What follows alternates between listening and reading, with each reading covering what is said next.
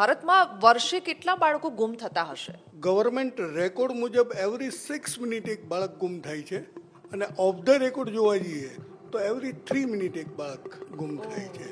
કે ભારત દેશની અંદર ઓન રેકોર્ડ જોવા જઈએ તો લગભગ 2 થી 2.5 લાખ બાળકો મિસિંગ થાય છે અને ઓફ ધ રેકોર્ડ જોવા જઈએ તો લગભગ 4-4.5 લાખ બાળકો મિસિંગ થાય છે. કયા રાજ્યમાં સૌથી વધારે બાળકોની તસ્કરી થાય છે? બંગાળ છે એ અત્યારે ફર્સ્ટ નંબર ઉપર છે, મધ્યપ્રદેશ છે, મહારાષ્ટ્ર છે ત્રીજા નંબર ઉપર અને રાજસ્થાન પણ છે. પોલિટિકલ પાર્ટીઓ છે કે જે ગુમ થયેલા બાળકોના આંકડા છુપાવવાનો પણ પ્રયત્ન કરતી હોય છે. એવરી 3 મિનિટ એક બાળક મિસિંગ થાય છે તો એ ક્યાં જાય છે? તો ક્યારેય તમને ધમકી એવી કોઈ મળી છે ખરા? તો એમાં તો ઓલરેડી માફિયાઓ જ સંકળાયેલા છે. અનેક પ્રકારની ધમકીઓ આવી છે, મારા પરિવાર ઉપર પણ આવી છે, પણ એ ધમકીથી ડરીને ઊભું રહેવું એ કોઈ વિકલ્પ નથી. આ માફિયાઓ જે લોકો તસ્કરી તો કરી લીધી બાળકોની, એમાં બાળક ઉપર કેવી રીતે આ લોકો કંટ્રોલ મેળવતા હોય છે કે એ લોકોને સરેન્ડર થઈ જાય? કે અંધારી રૂમમાં પૂરી રાખે છે, મારે છે, એ લોકોને બેફામ મારે છે, જમવા નથી આપતા, 3-3 દિવસ સુધી જમવા ન આપે. બાળક પાસે કોઈ વિકલ્પ નથી હોતો, એને સરેન્ડર જ થવું પડે છે.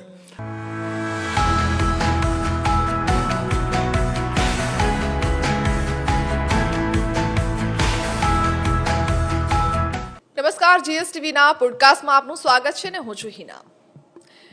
આજે એ મુદ્દાઓ પર ચર્ચા કરવી છે જે ખરેખર આપણા સમાજ માટે, આ દેશ માટે ખૂબ જ ગંભીર વિષય છે અને ગંભીર ગુનો પણ કહી શકાય, અને એ છે બાળ તસ્કરી. બાળકોનું અપહરણ કરવાનું, એ પણ 15 થી ઓછી વયના બાળકો કે 12 વર્ષથી ઓછી વયના બાળકો અપહરણ કરીને અનેક વ્યવસાયમાં ધકેલી દેવાનું અને પછી એ લોકો જોડે મજૂરી કરાવવાની, બીજા દેશમાં વહેંચી દેવાનું. આવા અનેક ગુનામાં એ લોકોને ધકેલી દેવામાં આવે છે અને કદાચ એ આંકડા જ્યારે આપણી સામે આવશે ત્યારે એ આંકડા જોઈને પણ આપણે ચોંકી જઈશું કે ખરેખર આખા વર્ષ દરમિયાન આટલા બધા બાળકો ગુમ થાય છે અને ગુમ થઈને જાય છે ક્યાં? કેમ પોલીસ એ લોકોને શોધી નથી શકતી? પણ અમુક લોકો એવા હોય છે જે ખરેખર આપણે કહીએ ને કે ગ્રાઉન્ડ પરના હીરો કહી શકાય, કે એમની પાસે કોઈ ડિગ્રી નથી, એવો કોઈ વ્યવસાયમાં એ લોકો જોડાયા નથી, પણ છતાં એ આ સેવાનું કાર્ય કરતા હોય છે. અને કેટલાય એવા અસંખ્ય બાળકો છે જેમનું અપહરણ થયું હોય કે પછી એ ગુમ થઈ ગયા હોય, એ જે તે સ્થાન ઉપર તેમને લઈ જવામાં આવ્યા હોય અને એ સ્થાન પરથી પાછા તેમને પોતાના ઘર સુધી પહોંચાડવામાં આવ્યા હોય. અને આવા જ એક ગ્રાઉન્ડ પરના હીરો આપણે કહીએ ને, સંજય જોશી આપણી સાથે છે. સંજયભાઈ, આપનું સ્વાગત છે. બાળ તસ્કરી જે થાય છે એ સૌથી મોટો આપણે કહીએ ને કે ગુનો છે ભારતમાં, પણ એ પ્રકારનું કાર્ય થતું નથી. તમે તો ગ્રાઉન્ડ પર ખૂબ સારી રીતે જાણતા હશો કે કઈ પ્રકારનું કામગીરી થાય છે બાળકોને જે તસ્કરી થાય છે. તમે જોયું પણ હશે, તમે રિસર્ચ પણ કર્યું હશે, અને એ લોકોને ઘર સુધી પાછા લાવવામાં કેટલી મહેનત કરવી પડે છે ને એ પણ તમે કરી છે. પણ ભારતની જો આપણે વાત કરીએ, અને ગુજરાતની તો આપણે પછી વાત કરીશું, પણ સૌથી પહેલા ભારતની વાત કરીએ કે ભારતમાં વર્ષે કેટલા બાળકો ગુમ થતા હશે? ભારતની જ્યારે આપણે વાત કરીએ છીએ તો એમ કહેવાય છે કે 2 સેક્ટર છે એમાં. બહુ આજે જે આપની સાથે વાત કરી બહુ ક્લિયર વાત કરીશું. ગવર્મેન્ટ રેકોર્ડ મુજબ એવરી 6 મિનિટ એક બાળક ગુમ થાય છે. Every 6 minute. અને ઓફ ધ રેકોર્ડ જોવા જઈએ તો એવરી 3 મિનિટ એક બાળક ગુમ થાય છે. તો આ એક બહુ ગંભીર સમસ્યા છે. વર્ષે એમ કહી શકાય કે ભારત દેશની અંદર ઓન રેકોર્ડ જોવા જઈએ તો લગભગ 2 થી 2.5 લાખ બાળકો મિસિંગ થાય છે અને ઓફ ધ રેકોર્ડ જોવા જઈએ તો લગભગ 4-4.5 લાખ બાળકો મિસિંગ થાય છે. વર્ષે 4.5 લાખ 4-4.5 લાખ બાળકો મિસિંગ થાય. આ તો બહુ મોટો આંકડો, બહુ મોટો આંકડો છે. આ ગંભીર વિષયને સમજીને જ હું ગ્રાઉન્ડ ઉપર કામ કરી રહ્યો છું. કેટલા વર્ષથી તમે કામ કરો છો? હું છેલ્લા લગભગ 2012 થી આ કામ કરી રહ્યો છું અને એ કામ કરવા પાછળનું પણ મારી પાસે એક જેને એમ કહેવાય કે એક 14 વર્ષની બાળકી જે છે એ આ કામની મારી માટે એમ કહેવાય કે પ્રેરણારૂપ બની ગઈ. પ્રેરણા તો ન કહી શકાય, પણ મારી માટે એ બાળકી બહુ મહત્વની થઈ. 14 વર્ષની એક વિશ્વા પટેલ કરીને બાળકી હતી, એ ગુમ થઈ એના પેરેન્ટ્સ જ્યારે મારી પાસે આવ્યા ત્યાં સુધી તો હું એક સોશિયલ એક્ટિવિસ્ટ તરીકે ફિલ્ડમાં કામ કરતો હતો, પણ એના એ બાળકીના પેરેન્ટ્સ જ્યારે મારી પાસે આવ્યા અને મને વાત કરી કે મારી 14 વર્ષની બાળકી છે અને આ રીતે મિસિંગ થઈ ગઈ છે, અને ત્યારબાદ એની આખી વાત સાંભળીને એ પેરેન્ટ્સની એકની એક બાળકી હતી, અને એ બાળકીને જ્યારે શોધવા માટે જ્યારે મહેનત કરી ત્યારે ધીરે ધીરે ફિલ્ડમાં આવ્યા, પોલીસ પાસે ગયા, આ બધી એક્ટિવિટી કરી ઘણી, પણ ત્યારે એક વિષય ઘણો સમજમાં આવ્યો કે કદાચ આ વિશ્વા પટેલ એક બાળકી અમદાવાદની આપણી છે, કદાચ અમદાવાદમાં અન્ય ઘણા બાળકો હશે. અને ત્યારબાદ જ્યારે અમદાવાદના મેં એક મીડિયા થ્રુ એક એનાઉન્સમેન્ટ કર્યું અને પ્રેસ કોન્ફરન્સ કરીને કે ભાઈ અમદાવાદમાં કોઈના બાળકો ગુમ થયા હોય તો મને જરા ઇન્ફોર્મ કરો. અને એ જે આંકડો જે છે એ બહુ મોટો ગંભીર આંકડો મારી પાસે આવ્યો, અને એ આંકડો જોયા પછી એમ થયું કે ના ના, આ કામ ખરેખર ગંભીરતા છે, અને અત્યાર સુધી સરકારનું કે લોકોનું, હું માત્ર સરકારની વાત નહીં, સરકાર અને લોકોનું કેમ ધ્યાન નથી એમ, તો આ વિષયને ખરેખર મજબૂત રીતે ઉપાડવાની જરૂર છે. અને ત્યારબાદ મને એક પાછો ફરી એકવાર વિચાર્યો કે અમદાવાદની જો આવડી મોટી સંખ્યા છે તો ગુજરાતના પણ આપણે જોઈ શકીએ કેટલા બાળકો મિસિંગ છે, અને એ પણ મેં એક દિવસ નક્કી કર્યો કે સમગ્ર ગુજરાતમાંથી જેટલા પેરેન્ટ્સો છે એને મેં આહવાન કર્યું કે જેના બાળકો ગુમ થયા છે એ 100 દિવસે અમદાવાદના લો ગાર્ડનમાં એકઠા થાય, અને ત્યારે એમ કહી શકાય કે કોઈ જાડી ચામડીનો માણસ હોય ને એ પણ ત્યાં ઈશ્વરને યાદ કરતો થઈ જાય કે ખરેખર ગંભીરતા છે. આખું લો ગાર્ડન જે છે એ ગુમ થયેલા બાળકોના પેરેન્ટ્સથી ભરેલું હતું, અને મેં એ સમયે માત્ર એટલી જ વાત કરી કે જેનું બાળક ગુમ થયું છે એ પોતાના બાળકનો ફોટોગ્રાફ ઊંચો કરે. તમે લો ગાર્ડનના આખા ગ્રાઉન્ડમાં, ગાર્ડન આખામાં તમે જુઓ, એકલા ચારે બાજુ નજર મારો તો એકલા ફોટોગ્રાફ્સ જ દેખાતા. ત્યાર પછી મેં નક્કી કર્યું કે બસ હવે મારું જીવન સમર્પિત આ કામમાં જ કરવું છે, અને મેં સતત હું ત્યારથી 2012થી આ કામ કરી રહ્યો છું. કેટલા કેસ તમે સોલ્વ કર્યા હશે કે એ બાળકોને ઘર સુધી તમે એમના માતા પિતા સુધી પહોંચાડ્યા હશે? અચ્છા, આ જે મેં બાળકોનું અભિયાન જે ઉપાડ્યું એ અભિયાન મેં 2012ની ડિસેમ્બરમાં સ્ટાર્ટ કર્યું હતું, અને હજી પણ મારું કન્ટિન્યુ છે. પણ ત્યારે ખરેખર આપણે ગુજરાતની વાત કરીએ, ખાલી અત્યારે ગુજરાતની હું વાત કરું છું એક, તો 2012 અને 2013ની જાન્યુઆરી ફેબ્રુઆરીમાં મેં જ્યારે આખું આ સર્ચ કર્યું ત્યારે ખ્યાલ આવ્યો કે માત્ર ગુજરાતની વાત કરીએ તો 58,972 બાળકો મિસિંગ હતા 2012થી પાછળના 5 વર્ષના. અને આ એક છે એમ કહેવાય કે 5 વર્ષમાં જો આટલા બાળકો ગુમ થતા હોય તો એની ગંભીરતા કેટલી લઈ શકાય એમ, ગજબ ગંભીરતા છે એમ. અને ત્યારબાદ આ કામ સરકારને જાગૃત કરવાનું મેં કર્યું, પોલીસ તંત્રને જાગૃત કરવાનું કર્યું, અને લોકોને પણ આ જાગૃતિ જરૂરી હતી, અને ત્યારબાદ આ કામ ચાલુ કર્યું. તો એમ કહેવાય કે 58,972 બાળકોનું જ્યારે આ મારી પાસે આંકડો આવ્યો ને મેં આખું એક આંદોલન, જે મારી ભાષામાં એમ કહેવાય કે અવેરનેસ મુવમેન્ટ કહી શકું, અને પોલિટિકલ ભાષામાં કહીએ તો એને આપણે એમ કહેવાય કે આંદોલન કહી શકાય. હવે જેને જે સમજવું હોય, પણ મારી ભાષામાં હું અવેરનેસ મુવમેન્ટથી મેં આ કામ ચાલુ કર્યું હતું, અને એ લગભગ મેં 240 દિવસ ચલાવ્યું, અને 240 દિવસ દરમિયાન મને 58,972 બાળકોમાંથી 51,442 બાળકો પરત મળ્યા. આ એક રિટર્ન બહુ મોટો આંકડો છે કે આ ના, એક છે કે હું એમ ક્યાંય દાવો એવો નથી કરતો કે દરેક બાળકને હું હાથ પકડીને લઈ આવ્યો છું, નેવર. પણ આ જે અવેરનેસ મુવમેન્ટ જે ચાલી, મીડિયા છે, ટીવી મીડિયા છે, ઇલેક્ટ્રોનિક્સ મીડિયા કે પ્રિન્ટ મીડિયા, અને લોકોની અવેરનેસ, પોલીસ તંત્ર પણ જાગ્યું, સરકાર પણ જાગ્યું, એનું આ પરિણામ છે. તો ક્યાંય ને ક્યાંય કોઈ સારા કાર્ય માટે આગળ આવીને આ રીતે સ્ટાર્ટ કરવું પડે છે. એક વન ટાઈપ ઓફ ક્રાંતિ કહી શકાય. આ શરૂઆત કરો ત્યારે એનું પરિણામ મળે છે. બહુ સરસ.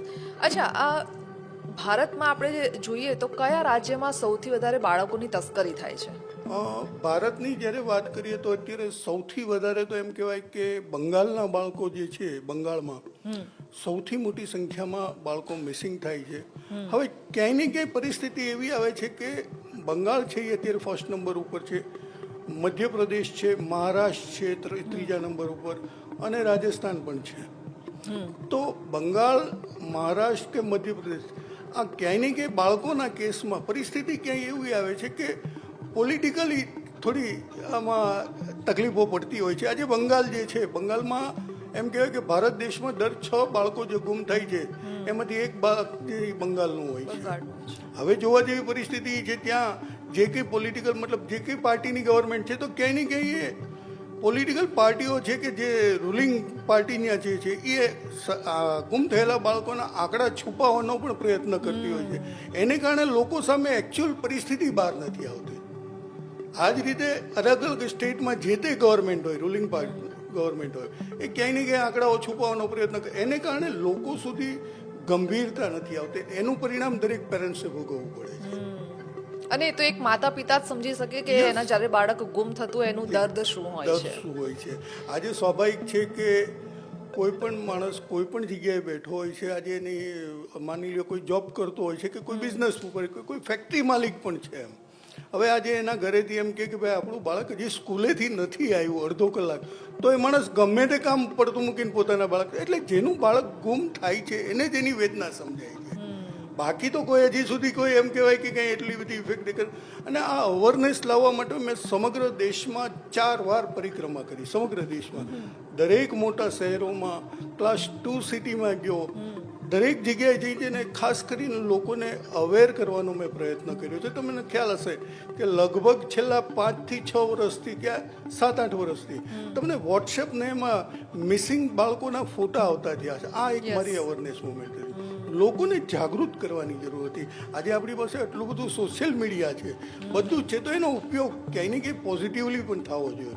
અને આ અવેરનેસ ફેલાવવા માટે મેં આ પ્રયત્ન કર્યો અને એનું પરિણામ પણ આજે મળતું જાય છે. અચ્છા, તમે કીધું કે બંગાળમાંથી, ગુજરાતમાંથી, બીજા રાજ્યોમાંથી પણ આવી રીતે ગુમ થાય છે, બાળકોની તસ્કરી થાય છે, તો આ લોકોને ક્યાં લઈ જવામાં આવે છે? કયું નેટવર્ક આ લોકો સાથે કામ કરતું હોય છે? અને કયા વેપારમાં, મતલબ ધંધા વેપારમાં એ લોકોને નાખવામાં આવે છે બાળકોને? અચ્છા, બાળકોના ઉપયોગની જ્યારે વાત કરીએ છીએ તો એક સ્વાભાવિક પહેલી વસ્તુ તો આપને એ કહું કે એક બાળક જે છે એ સામાન્ય રીતે મિનિમમ કહું તો 7 થી 8 લાખ રૂપિયા વેચાય છે. મેક્સિમમ એવા પણ દાખલાઓ જે છે કે એક બાળક 35 થી 40 લાખ રૂપિયામાં પણ વેચાયેલા છે. અને ઇન્ટરનેશનલ માર્કેટની વાત કરીએ તો 40-45 લાખ રૂપિયા બાળકનો રેટ ચાલે છે.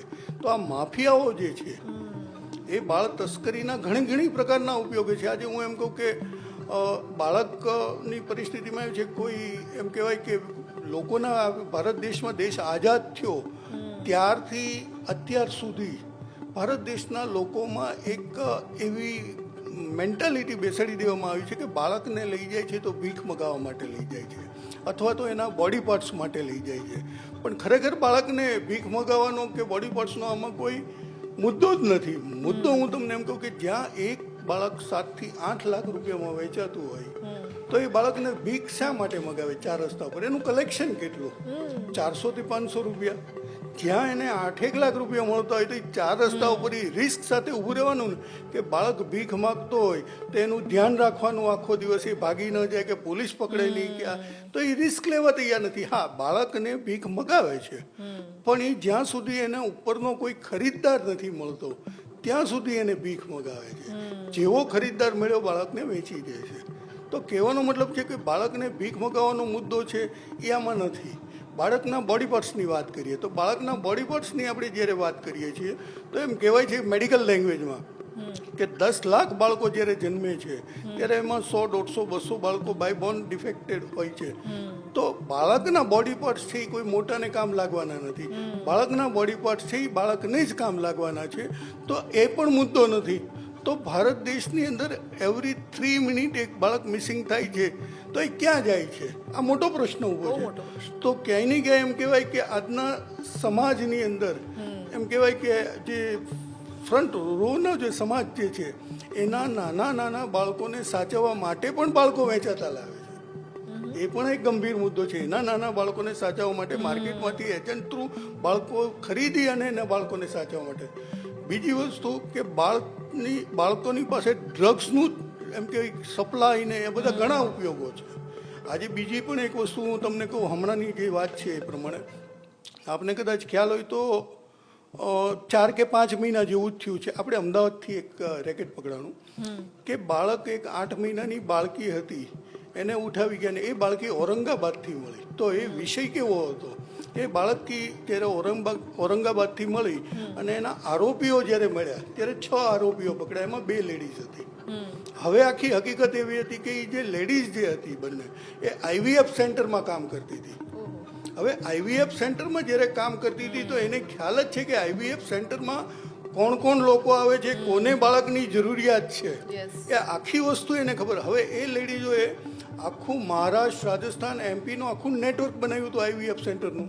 એટલે બાળક ગુજરાતનું બાળક લઈ અને એને ખ્યાલ છે કે મહારાષ્ટ્રમાં કોને જરૂરિયાત છે, તો એ બાળક લગભગ એમ કહેવાય કે 14 લાખ રૂપિયામાં વેચાણ થયેલું હતું. તો આ પણ પ્રકારની એક છે કે જેને બાળકો નથી એ પણ દત્તક લેવાની જે વાત છે એની બદલે વેચાતા લેવાની વાત શરૂ થાય છે અહીંયા. ત્રીજી વસ્તુ એમ કહી શકાય કે બાળકને જે છે એમ કહેવાય કે અલગ અલગ આજે ડ્રગ્સ છે એ તો મેં વાત કરી કે દારૂના ઘણા ગુનાહિત પ્રવૃત્તિઓમાં એનો ઉપયોગ થાય છે. અને આઉટ ઓફ ઇન્ડિયા જ્યારે બાળકો વેચાય છે તો આજે પણ એવું એમ કહી શકાય કે હમણાંની જે લેટેસ્ટ એમાં સિસ્ટમ આવી છે બાળકોનો શું ઉપયોગ છે, તો બાળકોની જે ચામડી હોય છે, કૂણી ચામડી હોય છે, તો આજે એવી મેડિકલ લેંગ્વેજ પ્રમાણે એમ જોઈએ છે આઉટ ઓફ ઇન્ડિયામાં એવા પણ પરિસ્થિતિ ઊભી થઈ કે બાળકને મારી પણ નાખે છે ને એની ચામડી જે છે એ કાઢી અને ટ્રાન્સપ્લાન્ટ કરે છે. આ ઘણી સિસ્ટમોમાં બાળકોનો ઉપયોગ થાય ત્યારે આપણને એમ થાય કે આ એક ક્રૂરતાની હદ વટી ગઈ છે બાળક માટે. એટલે કેટલા વર્ષથી કેટલા વર્ષ સુધીના બાળકોની તસ્કરી થતી હશે? તમે જેમ અત્યારે નાના બાળકોની વાત કરી, એટલે જે જન્મે છે એ બાળકોને ઇન્ટરનેશનલી રીતે વેચી દેવામાં આવે છે. બાળકની તસ્કરી 3 પ્રકારની છે.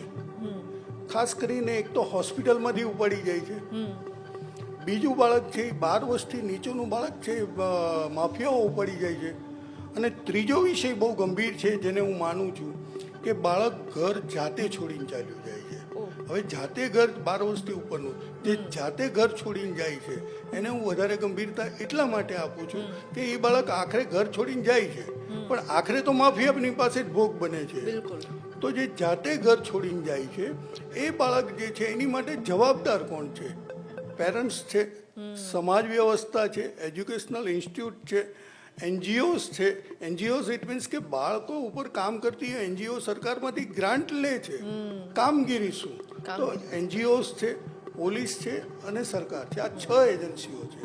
આ 6 એજન્સીઓ જો 6 એજન્સીમાં અવેરનેસ આવે તો આ બાળક જે ઘર છોડીને જાય છે એ અટકી જશે. હવે બીજી વસ્તુ એમ કે 12 વર્ષથી નીચેનું બાળક જે માફિયાઓ ઉઠાવી જાય છે તો એને તો એક વસ્તુ એમ છે કે બાળક આપણે કોને કહીએ છીએ? જેનામાં સમજદારી નથી, સમજણ શક્તિ નથી, એને આપણે બાળક કહીએ છીએ. જ્યારે માફિયાઓનું પ્રોફેશન છે કે એ કોમ્બિનેશન તે એ રીતે થાય છે કે બાળકને સમજદારી નથી, માફિયાઓ જે છે એનું પ્રોફેશન, એટલે એ બાળક ઉઠાવી જાય છે. બરાબર. અને જે તાજા જન્મેલા બાળકો છે એવા પણ વાત કરીએ તો એવા બાળકોને પણ મેં કીધું એમ કે આઈવીએફ સેન્ટરવાળા છે, આ છે તે છે, જે આપણે બધા આઈવીએફ સેન્ટરની વાત નથી કરતા પણ જે એમાં ગેંગો કામ કરે છે એની માટેની વાત, તો એ બાળક ત્યાં વેચાય છે દંપતીઓ પાસે. તો બાળકના ઘણા ઉપયોગો છે. ઘણી પરિસ્થિતિઓમાંથી બાળકને એક ગંભીર વિષય એ રીતે કહી શકાય કે આ મારી માટે એક કાયમ આમ ગુંજતો પ્રશ્ન છે કે આ બાળકો માટે કોઈ ગંભીર અને સિરિયસતા કેમ નહીં, ઇન્ક્લુડિંગ સરકાર પણ બાળકો માટેનું એટલું બધું વિચારતી નથી કે આ ગુમ થયેલા બાળકો જે છે એનું શું. એવરી 3 મિનિટ જ્યારે એક બાળક ગુમ થાય છે એની પાછળ આપણા દેશમાં હજી સુધી બાળ તસ્કરીમાં પકડાયેલા માફિયા કેટલા? બાળ તસ્કરીમાં માફિયાની જ્યારે આપણે ગણતરી કરીએ તો 2% માફિયાઓ હજી પકડાય. હવે 2% માફિયાઓ જ્યારે પકડાયેલા છે તો એની મેક્સિમમ સજા શું છે? 7 વર્ષની. મેક્સિમમ સજા 7 વર્ષની. તો આવાને તો ફાંસી દેવી જોઈએ. કોઈનું ઘર ઉજેડી નાખે છે, આવાને ફાંસી દેવી જોઈએ. હવે એ જે 2% છે એમાંથી સજાને પાત્ર કેટલા થયા? તો કે 1%. તો આ કાયદો ક્યાંય ને ક્યાંય મજબૂત કરવાની જરૂર છે. આ સિસ્ટમ, આખી મિકેનિઝમ સિસ્ટમ મજબૂત કરવાની છે. ભારત આજે એમ કહી શકાય કે સમગ્ર એશિયામાં હબ બની ગયું છે, માનવ તસ્કરીનું હબ બની ગયું છે ભારત આજે. એટલા માટે કહી શકું છું કે હમણાં જ મારી પાસે જે આંકડાઓ આવ્યા તો એમાં એમ કહી શકાય કે દિલ્હીની અંદર 1 જાન્યુઆરી 2025થી 8 મહિના સુધીનો જે રેકોર્ડ ઓન પોલીસ રેકોર્ડ છે, હું આધાર પુરાવા સાથે કહી શકું છું, તો 8 મહિનામાં 8,000 લોકો મિસિંગ થયા છે. હમણાં તમે જુઓ કે છેલ્લા 15 દિવસની વાત કરીએ તો મુંબઈની અંદર, આજ મુંબઈ છેલ્લા 15 દિવસની અંદર લગભગ 3 વાર તો હાઈ એલર્ટ ઉપર રહી ચૂક્યું છે. છેલ્લા 15 દિવસની વાત, હાઈ એલર્ટ ઉપર રહી ચૂક્યું. આ બાલ તસ્કરી એટલી બધી વધી ગઈ હતી.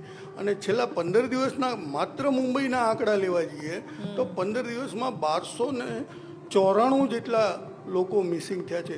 તો માનવ તસ્કરીનું હબ બનતું જાય છે. સરકારે ખરેખર આમાં ગંભીરતા અને સિરિયસતા લેવાની છે. સાચી વાત છે, કારણ કે આ આંકડો ખરેખર બહુ મોટો છે. અને કે જો 8 મહિનામાં 8,000 એની ઉપર ધ્યાન નહીં આપે તો કાલ એવો પણ સમય આવીને ઉભો રહેશે કે તમારા ઘરમાંથી આ માણસ લઈને વયો જશે. તમે કશું નહીં કરી શકો. જ્યાં કાયદાનું રક્ષણ નહીં મળે, જ્યાં પોલીસનો ડર નહીં બને, જ્યાં સરકારની બીક નહીં હોય, ત્યાં પરિસ્થિતિ આવીને ઊભી રહી જશે કે તમારા ઘરમાંથી આવા માણસ લઈ જશે એ લોકો. અચ્છા સંજયભાઈ, એવા કોઈ કેસ ખરા કે પોલીસની મદદ વગર તમે એ કેસ સોલ્વ કર્યા હોય ને બાળકની તસ્કરી થઈ હોય ને તમે બાળકને લઈને માતા પિતા સુધી પહોંચાડ્યું હોય? ઘણા કેસ છે એવા તો. અચ્છા, કોઈ ઇન્ટરેસ્ટિંગ એવો કેસ હોય જે? ઇન્ટરેસ્ટિંગ કેસમાં આપને એક વાત કરું કે અમદાવાદનું એક બાળક જે હતું, કાલુપુર પોલીસ સ્ટેશનમાં એની ફરિયાદ હતી અને લગભગ એ બાળક 8-9 મહિનાથી મિસિંગ હતું. અને એ બાળકનું લોકેશન, લગભગ 14 વર્ષનો છોકરો હતો એ, અને એ બાળકનું લોકેશન મને મુંબઈમાં મળ્યું. અચ્છા, મુંબઈમાં મળ્યું એટલે મેં પર્ટિક્યુલર વેરીફાઈ કર્યું કે કઈ જગ્યાએ છે, શું છે, શું નહીં. ત્યારે મુંબઈના મલાડ વિસ્તારની અંદર પણ એક માલવાની કરીને એરિયા છે, જેમ કે મુંબઈનો વર્સ્ટમાં વર્સ્ટ એરિયા હોય, જ્યાં દરેક પ્રકારની બદીઓ છે. હવે એ બાળકનું લોકેશન મને ત્યાં મુંબઈમાં માલવાણી વિસ્તારમાં મળ્યું અને મેં વેરીફાઈ કર્યું. ત્યારબાદ કાલુપુર પોલીસ સ્ટેશનમાં ઇન્ફોર્મ કરી અને સમય અને સંજોગો સાથે કદાચ એ પોલીસ ઇન્સ્પેક્ટર સાહેબે મને એવું કીધું કે સંજીભાઈ અત્યારે અમે જઈ શકીએ એમ નથી. જ્યારે મોટો વિષય એવો હતો કે મારો જે વિષય છે એ છે કે બાળકના કોઈ પણ સમયે કન્ફર્મેશન જ્યારે ક્લિયર થઈ જાય તો એમાં ટાઈમ ન જવા દેવાય. હું ટાઈમ નથી જવા દેતો. બાય એર વયો જાઉં, બાય ટ્રેન વયો જાઉં, બાય કાર વયો જાઉં, કોઈ પણ સંજોગોમાં હું સમય નથી જવા દેતો જરાય.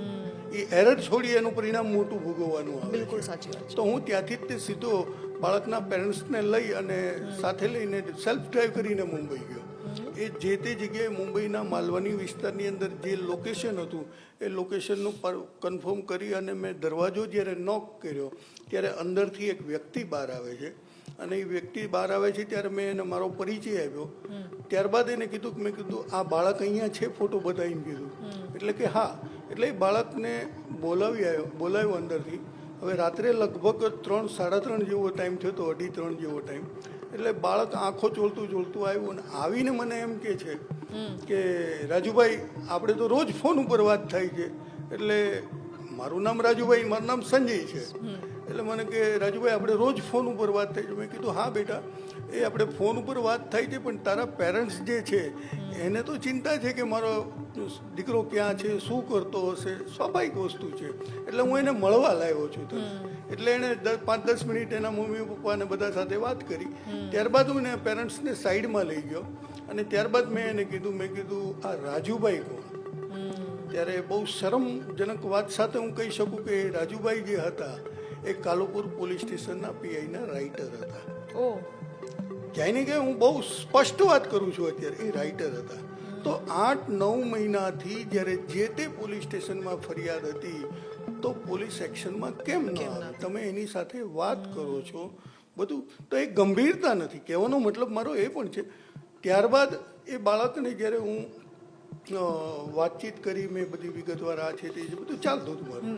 એ દરમિયાન એક મર્સિડીઝ ગાડી આવે છે બ્લેક કલરની, એમાંથી 5 વ્યક્તિઓ ઉતરે છે. એક 6 ફૂટની હાઇટવાળી વ્યક્તિ હતી અને એની સાથે બીજા 4 જણા. પછી એક બ્લેક સ્કોર્પિયો આવે છે અને એમાંથી પણ 5-6 જણા ઉતર્યા છે અને લગભગ 17-18 જણાએ મને ઘેરી લીધો. એટલે મને એમ થયું કે આજે તો મારા રામ રમી જવાના છે, કંઈ નસીબ જે કંઈ ઉપરવાળો કરે. ઠીક છે, પેશન્સ બનાવી રાખી કે જે છે એના ગ્રાઉન્ડમાં ઊભો છું, કોઈ પણ વસ્તુ થઈ શકશે છે, જે છે એ સહન પણ કરવાની જ છે. માનસિકતા બનાવી અને મારી સાથે એમ કહેવાય કે તોલ થપાટ થઈ, મારવામાં આવ્યો, ઘણું બધું થયું મારી સાથે, પણ મારી પાસે કોઈ વિકલ્પ જ નહોતો. અને મેં એટલી માઇન્ડ બનાવેલું હતું કે કદાચ કોઈ પણ વ્યક્તિનો ગુસ્સો છે 1 કલાક 1.5 કલાક પછી તો શાંત થશે ને, તો એણે લગભગ 1.5 કલાક સુધી જે પણ મારી સાથે કરવાનું હતું કર્યું, જે કંઈ હદ સુધી જવાનું હતું કે પછી એનો ગુસ્સો થોડો ડાઉન થયો એટલે મેં મારી વાત ચાલુ કરી. મેં મારી વાતમાં ધીરે ધીરે એને આટોપી લીધું. એ મને બાળક સોંપવા પણ તૈયાર થઈ ગયા અને બાળક સોંપી પણ દીધું. વિષય ગંભીર એવો હતો કે એ બાળક કિન્નરો પાસે હતું. એ બાળક કિન્નરો પાસે હતું. એટલે ક્યાંય ને ક્યાંય મને વાતચીત કરતા એવું જાણવા મળ્યું કે એ જે વ્યક્તિ હતી મુંબઈના કિન્નરોની બોસ હતી. અને સ્વાભાવિક વસ્તુ છે કે એણે મને જે વાત કરી કે મુંબઈમાં કિન્નરોના 2 ગ્રુપ ચાલે છે. એક ગ્રુપ છે જે ગ્રુપમાં સંખ્યા વધારે, નંબરિંગ વધારે, એમાંથી કિન્નરોની બોસ બને. હવે વસ્તુથી એ છે કે ક્યાંય ને ક્યાંય નંબરિંગ વધારવા માટે થઈને બાળકોને ઉઠાવીને આ પણ એક વસ્તુ હકીકત છે. અને એ બાળકને જ્યારે હું લઈને આવતો હતો ત્યારે એમ કહી શકાય કે લિટરલી એને બ્લીડિંગ થતું હતું. અને 3 દિવસ પહેલાં જ એને કિન્નર બનાવ્યો હતો.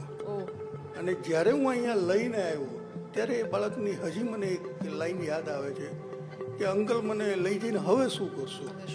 આ એક ગંભીર વિષય છે. આવી ઘણી ઘટનાઓ જે છે. બીજી એક વાત કહી શકું આપને તો આપણે ફિલ્મોમાં ઘણીવાર જોયું છે કે હરિયાણા અને રાજસ્થાનની બોર્ડર ઉપર ભરતપુર ગામ છે. તો એ ભરતપુરમાં પણ એમ કહેવાય કે માફિયાઓનું ને એ ઘણું છે. અને ખાસ કરીને જે દેશભરમાં 12-13 વર્ષની બાળકીઓ જે છે એ બાળકીઓને એ ખરીદી લે છે ગામવાળા અને ત્યારબાદ એને હોર્મોન્સના ઇન્જેક્શન આપે છે. 1 વર્ષ પછી, આજે હું એમ કહું કે 13 વર્ષની બાળકી હોય એને 1 વર્ષ સુધી હોર્મોન્સના ઇન્જેક્શન આપે તો એ 13 વર્ષની બાળકી જે છે એ 1 વર્ષ પછી તમને 23 વર્ષની દેખાય. ત્યારબાદ એને A, B, C 3 ક્લાસ પડે. A ક્લાસ છે એ આઉટ ઓફ ઇન્ડિયા સેલ કરી દે, B અને C ક્લાસ છે એ ઇન્ડિયામાં સેલ કરે. આવા ઘણા કિસ્સાઓ એવા છે અને ત્યાંથી હું 3 બાળકીઓ લઈ આવ્યો છું. આવા ઘણા ઘટનાઓ છે. વિષય વસ્તુ એ છે કે તમે તમારા બાળકને સાથે શું ઘટનાઓ બને છે એની જ્યારે કલ્પના કરો ત્યારે તમારામાં અવેરનેસ આવશે. બાકી તો ઘરમાં બાળક રમતું હોય પણ એની આ બધી જે એમ કહેવાય ને કે તમે એની કલ્પના કરો કે મારું બાળક નથી તો એની સાથે શું ઘટનાઓ બનશે. આ ગંભીર વિષય જે છે આ જ પ્રકારે સરકારે પણ સમજવાની જરૂર છે, પોલીસ તંત્રએ પણ સમજવાની જરૂર છે અને પેરેન્ટ્સ અને પબ્લિકે પણ સમજવાની જરૂર છે. અચ્છા સંજયભાઈ, તમે કીધું કે તમે આવી રીતે એકલા જતા રહ્યા હતા માતા પિતાને લઈને બાળકને બચાવવા માટે. તમને કોઈ હેલ્પ કરે છે કે પછી તમે જાતે જ મનમાં ઠાની લીધું ને તમે તમારા સ્વખર્ચે ઉપડી ગયા અને બાળકને લઈને આવ્યા? હા, મને હેલ્પ કરે છે, મને ઈશ્વર હેલ્પ કરે છે. અચ્છા, બહુ સ્પષ્ટ શબ્દોમાં કહું છું, ઈશ્વર છે એ જ હેલ્પ કરે છે. ઈશ્વરે એક શક્તિ એવી આપે છે, એક હિંમત આપી છે અને કદાચ મને એમ કહેવાય કે આમાં નિમિત્ત પણ બનાવ્યો છે આ કાર્ય માટે. બિલકુલ. તો બાકી ક્યાંય મને કોઈ અપેક્ષાઓ ક્યાંય છે નહીં. અનેકવાર પ્રયત્નો કર્યા છે. હા, ઘણા કેસીસ એવા છે ત્યાં મને પોલીસની મદદ મળી છે, પણ એમ કહી શકાય કે 80% કેસીસમાં તો ઈશ્વર મને મદદ કરે છે. પણ જેમ તમે કીધું ને, એટલે ક્યારેય તમને એવો ડર નથી લાગ્યો કે તમારી સાથે કોઈ એવી ધમકી આપી હોય અથવા મારી નાખવાની પણ કોઈ ધમકી મળી હોય? કેમ કે હમણાં જે તમે કીધું એ પ્રમાણે જો પોલીસમાંથી જ કોઈક વ્યક્તિ ફૂટેલું હોય તો એને તો ખબર પડી જ જવાની છે કે તમે આયા છો અને આ ઇન્ક્વાયરી કરો છો, એટલે જે તે જગ્યાએ બાળક હોય ત્યાં મેસેજ પહોંચી જવાનો છે. તો ક્યારેય તમને ધમકી એવી કોઈ મળી છે ખરા? એક વસ્તુ બહુ સ્પષ્ટ છે કે બાળકોની જે હ્યુમન ટ્રાફિકિંગ એટલે કે માફિયાગીરી જે છે તો એમાં તો ઓલરેડી માફિયાઓ જ સંકળાયેલા છે. તો ધમકી આવે એ બહુ સ્વાભાવિક વસ્તુ છે. અનેક પ્રકારની ધમકીઓ આવી છે. મારા પરિવાર ઉપર પણ આવી છે, મારા વાઈફ ઉપર પણ ફોન આવે છે, ઘણીવાર આવી છે, ઘણીવાર ઘટનાઓ બની છે, મારી સાથે પણ ઘટનાઓ બની છે. પણ એ ધમકીથી ડરીને ઊભું રહેવું એ કોઈ વિકલ્પ નથી. પરિસ્થિતિ આજે પણ જે બનવાની છે એ બનવાની ને કાલે પણ એ થવાનું. જેને જે કરવું હોય એ કરી લે. મને એટલી ખબર છે કે આ હજારો બાળકો જે પાછા લાવ્યો છું તો એ હજારો બાળકોના મા બાપો છે એની દુઆ મારી સાથે છે.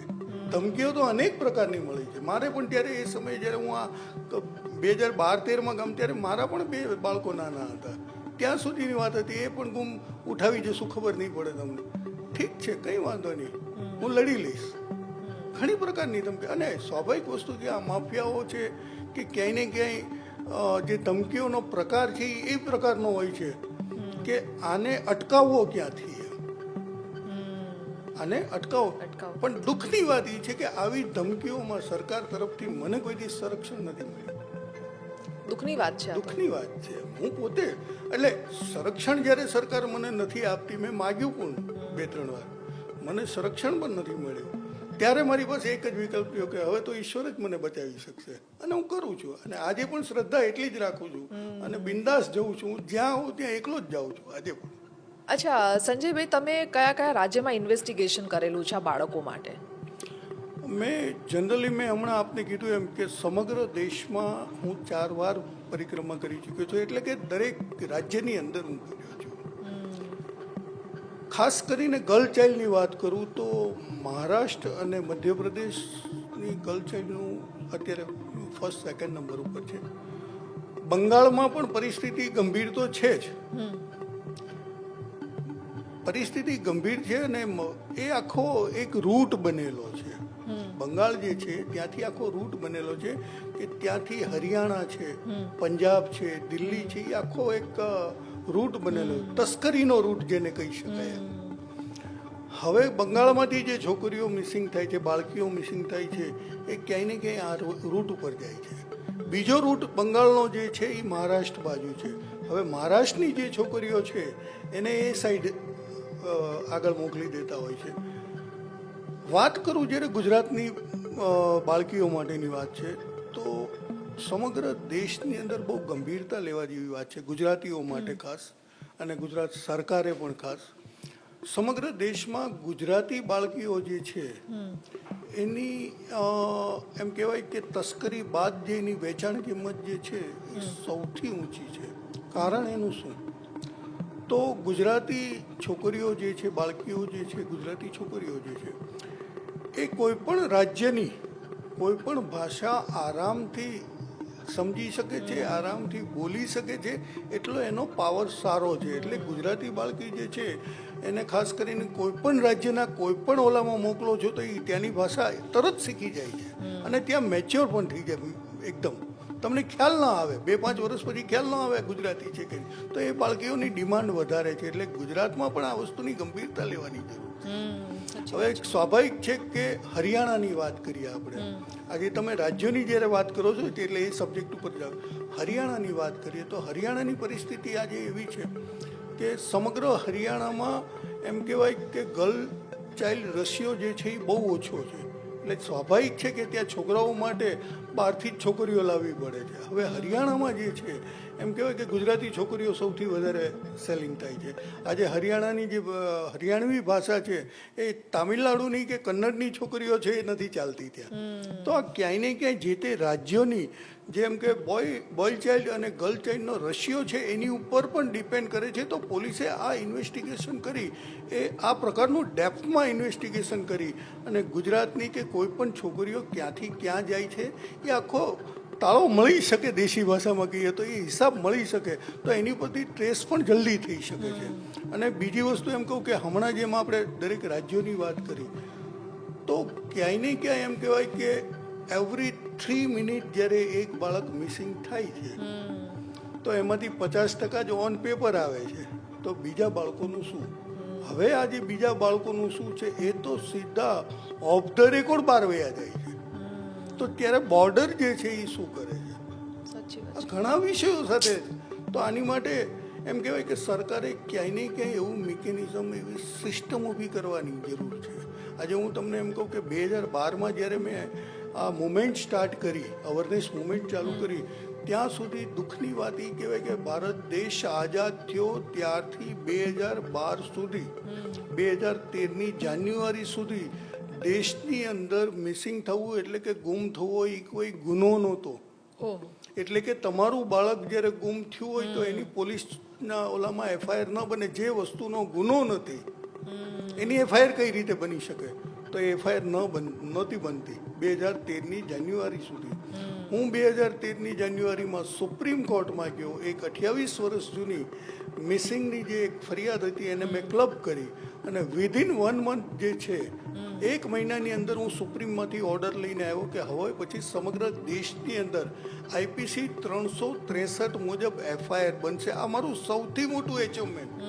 એમ કહેવાય કે લાખો મા બાપોને ન્યાય મળતો થયો. અને એ જ્યારે એમ કહેવાય કે એફઆઈઆર બનતી થઈ ત્યારે આ આંકડાઓ બહાર આવવા માંડ્યા કે દેશમાં બાળ તસ્કરીનું પ્રમાણ ક્યાં છે. પણ એ જે આંકડાઓ તો બહાર આવે છે પણ હજી જે ગંભીરતા આવવી જોઈએ એ ગંભીરતા નથી. અચ્છા, આ ગંભીરતા લોકો ધ્યાને લે માટે તમે ક્યાં ક્યાં રજૂઆત કરી છે? આ ગંભીરતા ધ્યાને લેવા માટે મેં રાજ્ય સરકારોને પણ રજૂઆત કરી છે, કેન્દ્ર સરકારોને પણ રજૂઆત કરી છે, ઘણીવાર રજૂઆત કરી છે. પણ હજી જે મને જ સંતોષ થાય એ રીતની અથવા તો લોકોને સંતોષ મળે એ પ્રકારની હજી ગંભીરતા આવી નથી. આજે હું એમ કહું કે સોશિયલ મીડિયાનું અવડું મોટું મેદાન છે. ક્યાંય ને ક્યાંય સોશિયલ મીડિયાનો પણ સરકાર સારી રીતે ઉપયોગ કરી શકે છે, બહુ સારી રીતે ઉપયોગ કરી શકે છે.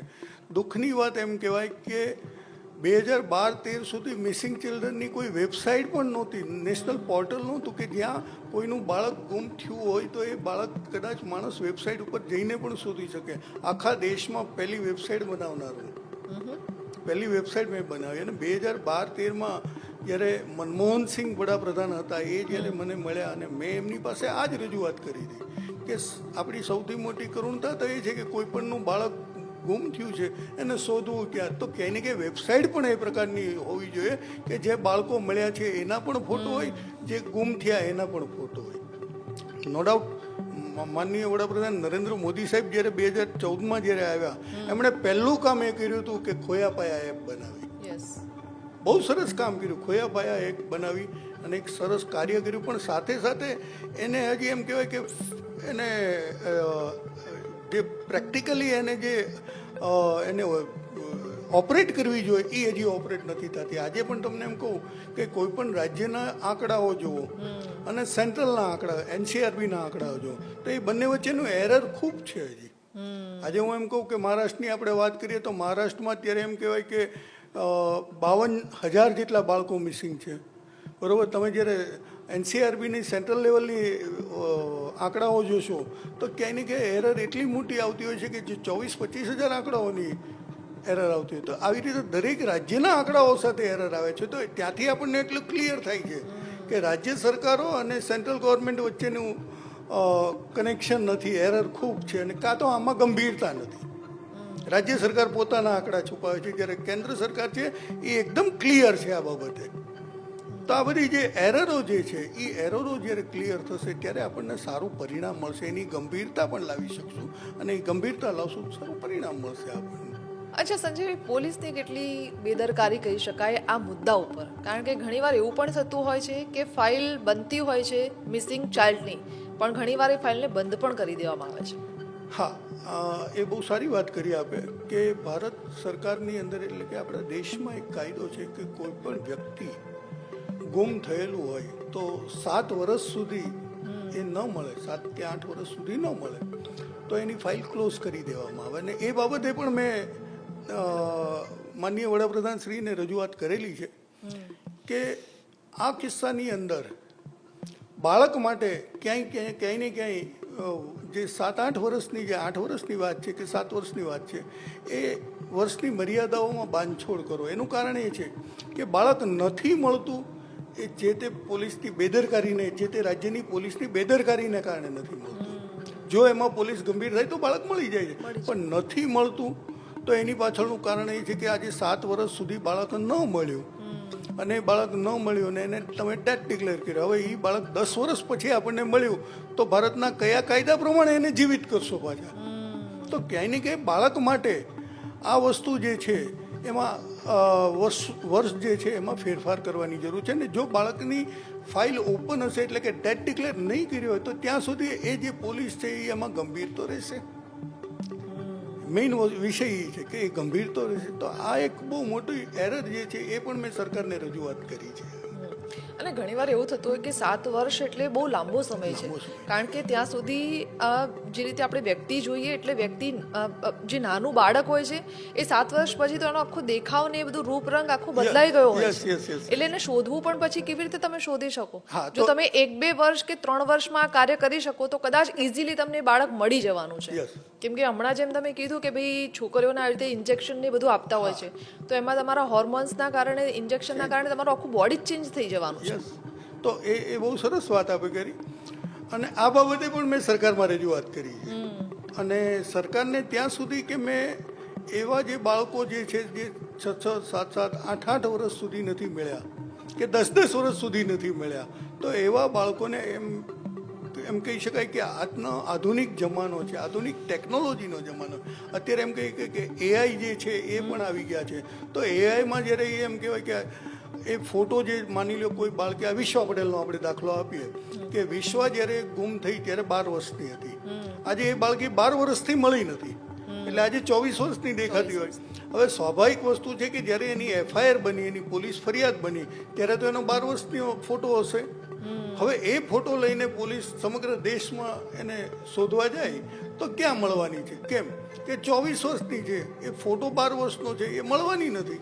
તો ક્યાંય ને ક્યાંય એઆઈ ટેકનોલોજીનો ઉપયોગ કરીને આ પ્રકારના જે બાળકો છે એનું આખું એક ઓલું કરવું જોઈએ કે ભાઈ અત્યારે આ બાળકને કેટલા વર્ષ થયા, 8 વર્ષથી મિસિંગ છે, અત્યારે હાલ સંજોગોમાં આ બાળક કેટલું લાગતું હશે, તો આ પ્રકારનો એનો ફેસ હશે.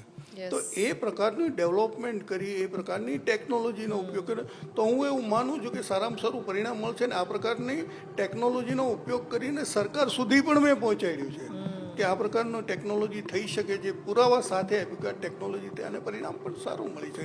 તો ક્યાંય ને ક્યાંય ટેકનોલોજીનો અભાવ છે, અથવા તો એ બાબતે કામ કરવાની મનસા જે કહેવાય એ ઓછી પડે છે. આ આટલો ડિફરન્ટ છે. તો ખરેખર આમાં માનવીય અભિગમ અપનાવવાની જરૂર છે. આમાં પ્રોફેશનાલિટી જોવાની જરૂર નથી કે એટલી ફરિયાદો છે ચલો આ નથી મળતું. માનવીય અભિગમ જરૂરી છે, ત્યારે જ આ કામ દિલથી કરી શકાય છે. અને ત્યારે જ એમ કહેવાય કે મા બાપને એમ કહેવાય કે કોઈ પણ મા બાપ છે મંદિર મસ્જિદને માથા ટેકીને મન્નતનું બાળક હોય છે, અને એ બાળક જ્યારે ગુમ થઈ જાય એની વેદના એ મા બાપ સમજી શકે છે. આ જ વેદનાઓ સમજવાની જરૂર છે.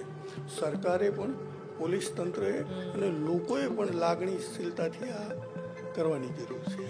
અચ્છા, તમે હમણાં એમ કીધું હતું કે માતા પિતાના કારણે પણ અમુક બાળકો જે 12 વર્ષનાથી ઉપર હોય છે એમની જાતે જ જતા રહેતા હોય છે, તો એનું રીઝન શું હોઈ શકે? ને આવા જો કિસ્સા બનતા હોય તો એક માતા પિતાએ ખરેખર શું ધ્યાન રાખવું જોઈએ કે એમનું બાળક ઘર છોડીને ન જાય? યસ, બહુ સરસ વાત કરી તમે કે આપણી ગુજરાતીમાં એક કહેવત છે, ધરતીનો છેડો ઘર.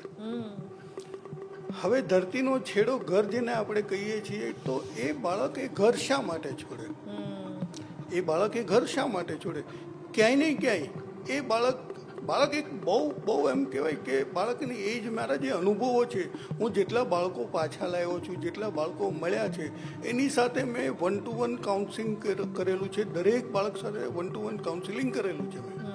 અને એમાંથી મહત્ત્વના મુદ્દાઓ મેં બહાર કાઢ્યા છે કે બાળક કયા સંજોગોમાં ઘર છોડે છે. તો ક્યાંય ને ક્યાંય એમ કહી શકાય કે મેં ઘણા એવા બાળકો જોયા છે કે 13 થી 14 વર્ષની આસપાસ, 12 થી 15 વર્ષ કે 12 થી 14 વર્ષનું બાળક એમ કહેવાય કે એટલું બધું નિર્ણાયક હોય છે કે જે નિર્ણય શક્તિ મારામાં ન હોય ને એની કરતાં પાવરફુલ નિર્ણય, ડિસિઝન પાવર એની પાસે છે. એ એકવાર બાળક ડિસિઝન લઈ લે પછી ચેન્જ નથી, ચાહે એની ઉપર ગમે તેટલી યાતનાઓમાંથી પસાર થાય પણ એ ડિસિઝન ચેન્જ નથી કરતો, એટલું ડિસિઝન પાવર હોય છે.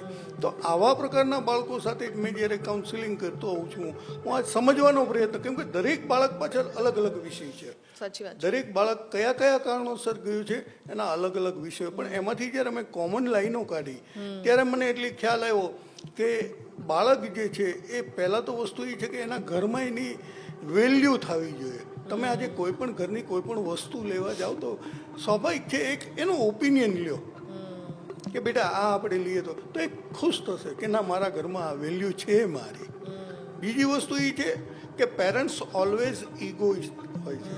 આજે હું એમ કહેતો કે મારા પેરેન્ટ્સોએ મારી ઉપર જે ઠાસીને સંસ્કાર ભર્યા છે, કલ્ચરના સંસ્કાર આપ્યા છે, યા પારિવારિક જે રીતે ચાલ્યું આવતું હોય, હવે પરિસ્થિતિ એ થાય છે કે પેરેન્ટ્સ જે ઈગો મેં કીધું એમ કે એ અપેક્ષા એવી રાખતો હોય કે આ જ સંસ્કાર હું મારા બાળકને આપું. નો ડાઉટ આપવા જ જોઈએ, કલ્ચર આધારિત હોય, સંસ્કારીઓ આપવા જોઈએ, પણ આજના સમયના બાળકને પણ સમજવાની જરૂર છે કે આજના સમયના બાળકને આ હાયર ટેકનોલોજીની દુનિયામાં આ બાળકને હું આ રીતે સંસ્કાર આપીશ તો એ બાળક પ્રેશરમાં આવી જાય છે. બાળકને પહેલાં સમજવાની જરૂર છે. તો બાળક પ્રેશરમાં આવી જાય છે, પછી અવારનવાર આ વસ્તુ રિપીટ થાય છે ત્યારે બાળક એક ડિસિઝન ઉપર આવે છે. આજે હું એમ કહું કે એક ઘરની જે મેઇન એન્ટ્રન્સ હોય એ એક દરવાજા પૂરતું ડિફરન્ટ હોય છે.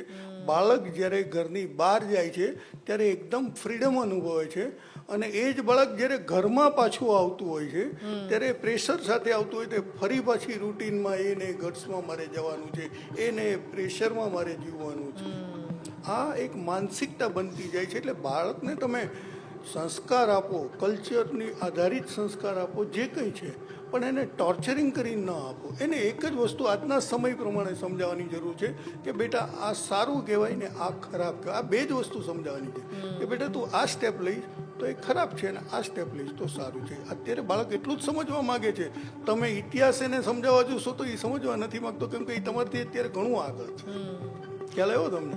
તો પરિસ્થિતિ આ છે. આજે હું એમ કહું કે પેરેન્ટ્સ આજે હું છું તો મારે ડૉક્ટર બનવું હતું, મારે એન્જિનિયર બનવું હતું, આ મારા ખ્વાબ હતા.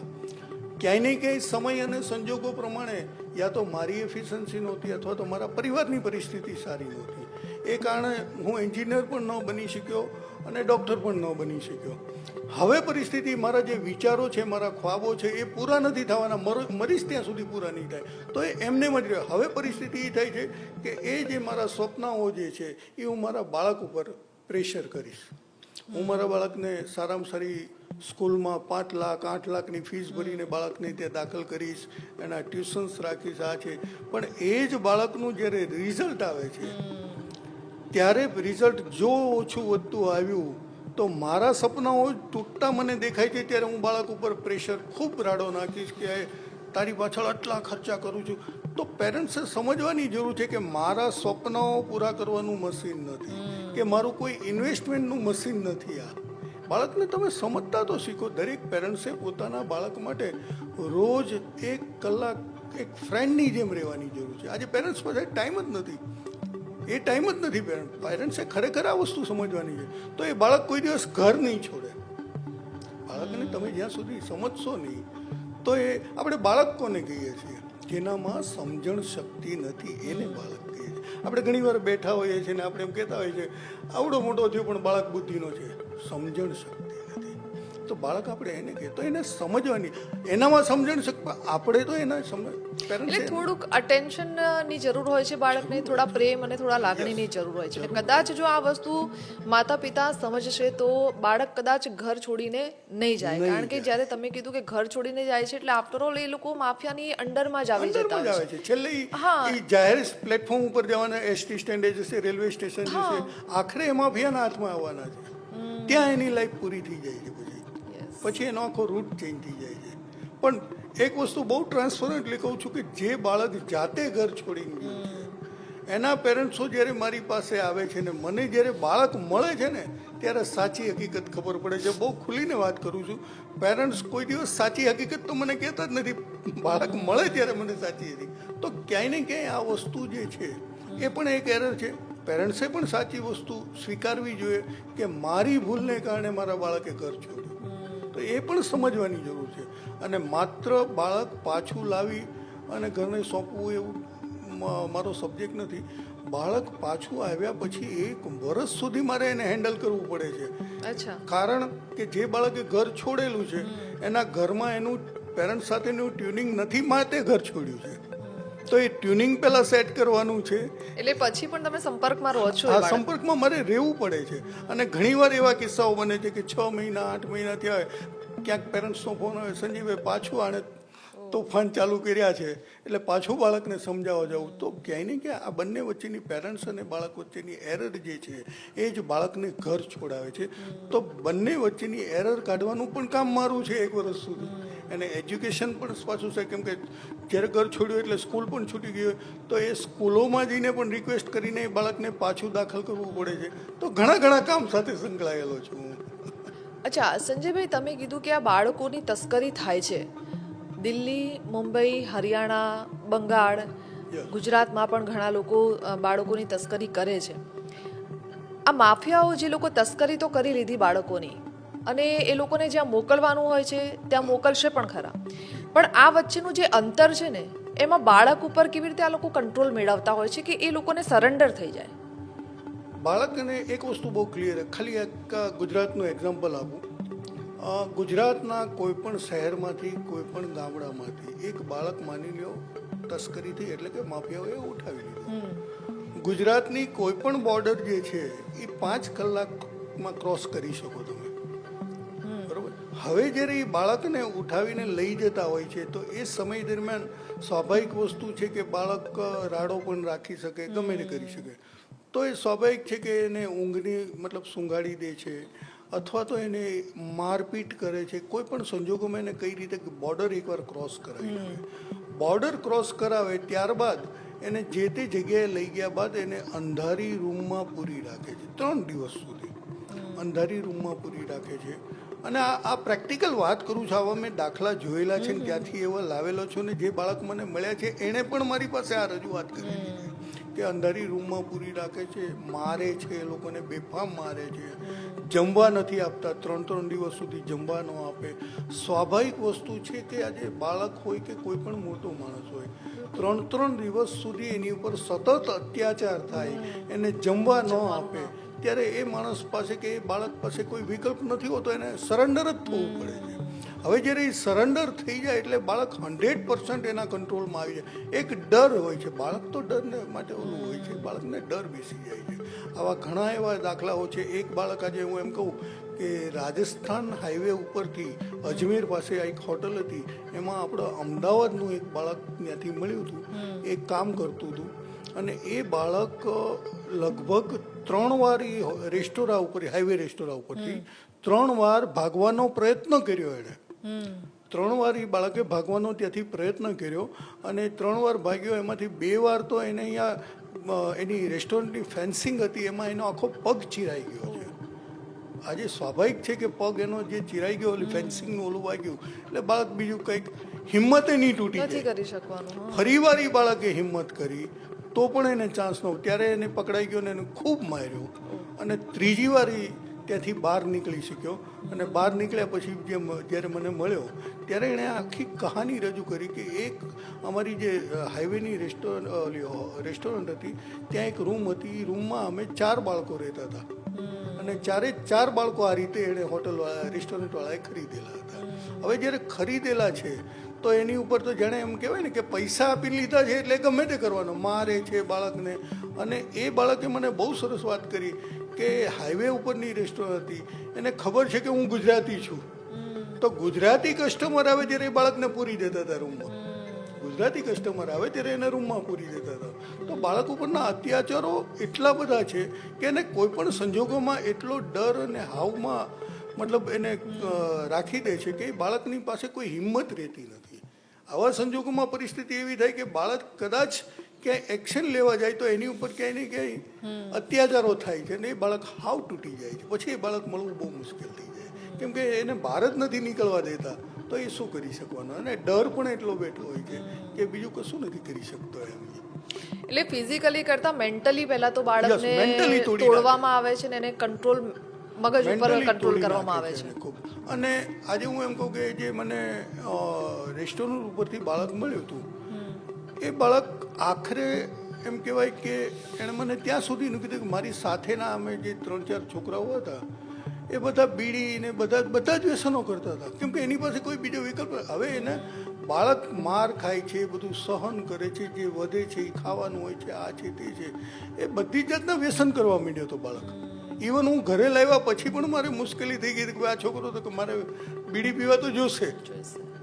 હવે તમે વિચાર કરો કે એને જાણી જોઈને આ બધી આદતોમાં કન્વર્ટ કરે છે, આ બધી આદતોમાં કન્વર્ટ કરે છે. એને ડરને માર્યો પણ બાળક કરે છે ને એને આદતોમાં કન્વર્ટ કરવામાં આવે છે, જે બાળકને પછી ઘરે નથી સગવડ મળતી એટલે એ બાળક પાછો ભાગી જશે અને પાછો ત્યાં વયો જશે. કેમ? એની આદતો પડી ગઈ છે. આ જેમાં ડ્રગ્સની વાત હોય છે ને એવી જ રીતે આ બાળકોને આદતો પાડી દે છે. એ બાળક ત્યાં વયું જાય છે પાછું હતું. અને એવા પણ દાખલાઓ મારી પાસે છે કે હું લઈ આવ્યો છું અને એના પેરેન્ટ્સને મારે ગેરંટી સાથે કહેવું પડે કે આનું ધ્યાન નહીં રાખો તો આ પાછું વયું જશે. અને પાછા ગયાના દાખલા પણ છે, પાછા વયા ગયાના દાખલા છે ને ત્યાંથી પાછા લાવો, લઈને આવ્યા પછી પાછા ત્યાં પાછા જતા રહ્યા છે. જાય, પાછા વયા. એનું કારણ મેં કીધું એમ કે આદતો એનામાં એટલી બધી નાખી દે છે કે બાળકને ઘરમાં નથી મળવાનું, એ પાછો ત્યાં વયો જશે. એ આદતથી મજબૂર થઈ જાય છે. એટલે ઘણી પ્રકારના આમાં, અને એમ કહેવાય ને એક સાયકોલોજીકલી અને ખૂબ સ્ટડી કરવાનો વિષય છે આ. અને આ વિષય એવો છે કે હું કન્ટિન્યુ બોલ્યા કરું, એટલા બધા સબ્જેક્ટો છે કે તમને એમ થશે કે આટલું બધું ડેપ્થ છે.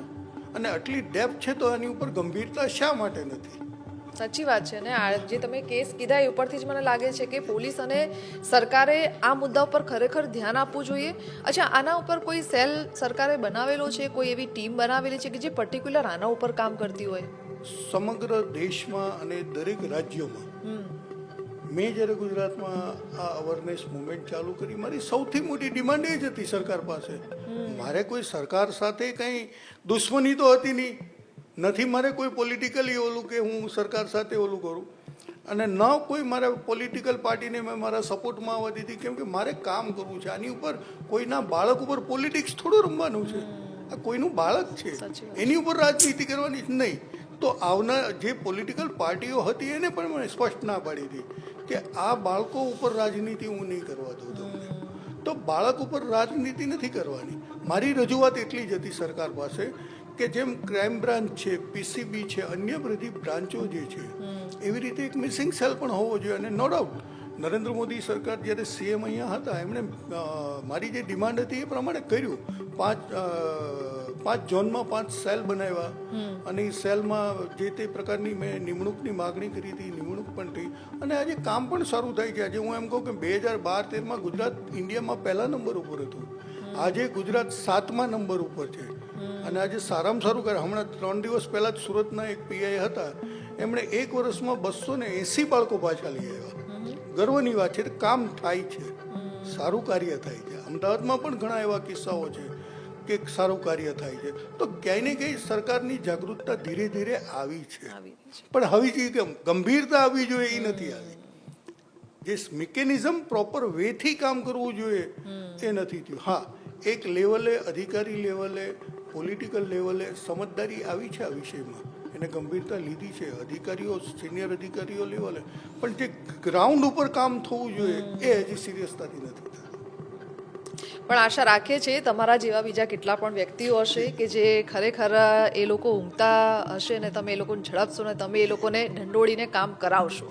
મારી એક સૌથી મોટી ફરિયાદ જે છે અને જે મને એમ કાયમ માટે એ વસ્તુ છે કે ગર્લ ચાઇલ્ડ જે કે જે એમ કે ભારત માતા છે, ભારત દેશને પણ આપણે માતા કહીએ છીએ. બિલકુલ સાચી. દરેક દીકરીઓ છે, દરેક લઈને આપણે એક શક્તિ તરીકે પૂજીએ છીએ. અને એ છોકરીઓ જ્યારે આ ગુમ થાય છે તો સરકાર ખરેખર ગંભીર થવાની જરૂર છે. આજે બંગાળની વાત કરીએ તો બંગાળમાંથી તો સૌથી વધારે આ કિસ્સાઓ આવે છે. અને બંગાળની જ્યારે હું એમ કહું કે કેન્દ્ર સરકાર જુદી છે, કેન્દ્રમાં બીજી ગવર્મેન્ટ છે, બંગાળમાં બી આ તમારું પોલિટિકલ જે કંઈ ચાલે છે, પણ ન્યાય દીકરીઓને મળવો જોઈએ. બંગાળની પરિસ્થિતિ બહુ, હા બંગાળથી આગળ બોર્ડર પણ આવેલી છે, ત્યાં પણ પાસ થાય છે. તો આ ખરેખર ગંભીર વિષય છે. અંદર ઉતરીને આનો વિરોધ થવો જોઈએ. આજે તમે જુઓ કોઈ પણ રાજ્યમાં કાંઈ છે ને એઝ ઇટ ઇઝ ચાલે છે. આજે આપણે ચર્ચા કરીએ છીએ ત્યારે તમારી સામે આ આંકડાઓ બહાર આવે છે. બાકી આમ પ્રજાની અંદર, આમ પબ્લિકની અંદર કશું જ નથી આની ઉપર. જ્યારે જે માણસ ઉપર વીતશે, જેના ઘરમાં આ પરિસ્થિતિ આવશે, એને જ આ વસ્તુનો ખ્યાલ આવે. તો આ પરિસ્થિતિ ન આવે એ માટે ને લોકોએ પણ જાગૃત રહેવું પડશે, પોલીસ તંત્રએ પણ જાગૃત રહેવું પડશે અને સરકારે પણ જાગૃત. સાચી વાત છે, બિલકુલ. સંજયભાઈ અમારી સાથે જોડાયા અને આજના વિષય ઉપર ચર્ચા કરી અને ખૂબ સારી તમે માહિતી આપી, કારણ કે આ વિષય ખૂબ જ ગંભીર છે અને આના ઉપર ધ્યાન લેવા જેવું છે. કારણ કે તમે જે વાત કરી એ પછી અમને પણ ખ્યાલ આવ્યું કે ખરેખર આટલો મોટો આંકડો સામે આવ્યો છે મિસિંગ ચાઇલ્ડનો. Every 3 minute. હા, અને લોકો આમ પબ્લિકમાં તો કદાચ આ વસ્તુને, આ મુદ્દાની વિશે એટલી જાગૃતતા હશે જ નહીં કે આટલો મોટો આંકડો છે. ગુજરાત છે, મહારાષ્ટ્ર છે કે પછી હૈદરાબાદ છે, મુંબઈ છે, દિલ્હી છે, આ બધેથી જ આટલા બધા મોટા આંકડામાં ચાઇલ્ડ મિસિંગ થઈ રહ્યા છે જી. અને ખરેખર ધ્યાન આપવા જેવું છે. થેન્ક યુ સો મચ અમારી સાથે જોડાવા બદલ. તો જેમ સંજયભાઈએ વાત કરી કે ખરેખર ભારતમાં આ મુદ્દા ઉપર ખૂબ ધ્યાન આપવાની જરૂર છે. એમણે વાત કરી કે નાની બાળકીઓ જે મિસ થાય છે. આપણો દેશ, ભારત એ દેશ છે કે જ્યાં નદીઓને પણ માતા માનવામાં આવે છે, ભારતને માતા માનવામાં આવે છે. અહીંની જે નાની બાળકીઓ હોય છે ને એનામાં આપણે દેવીનું સ્વરૂપ જોઈએ છે. એ બાળકીઓના પગ ધોઈએ છે, એમને આપણે પૂજીએ પણ છે જ્યારે વાર તહેવાર નવરાત્રિ આવે તે સમયે પણ જ્યારે એ બાળક મિસિંગ થાય છે ત્યારે શું આપણે કરીએ છીએ? એટલે ભારતની આ કમનસીબી છે કે જેને આપણે માતા માનીએ છીએ ને એ બાળકીઓ, એ નદીઓ પણ પ્રદૂષિત છે, બાળકીઓ પણ સુરક્ષિત નથી. અને ખરેખર આ દેશમાં જે મિસિંગ ચાઇલ્ડનો આ જે મુદ્દો છે ને એ ઉપર ખરેખર વર્ક કરવા જેવું છે. કારણ કે જે સમાજ સેવક છે ને એ તો સ્વખર્ચે અને પોતાની મહેનતથી એ બાળકીઓને કે જે બાળકો છે તેમને પણ જે અપહરણ થઈ ગયેલા છે તે લોકોને પોતાના ઘર સુધી પહોંચાડવાનું કામ કરે છે. પણ આ દેશમાં પોલીસે પોતાની જવાબદારી માનવી પડશે અને સરકારે પણ આ દેશ માટે આ મુદ્દા ઉપર ધ્યાન આપીને કાર્ય કરવું પડશે.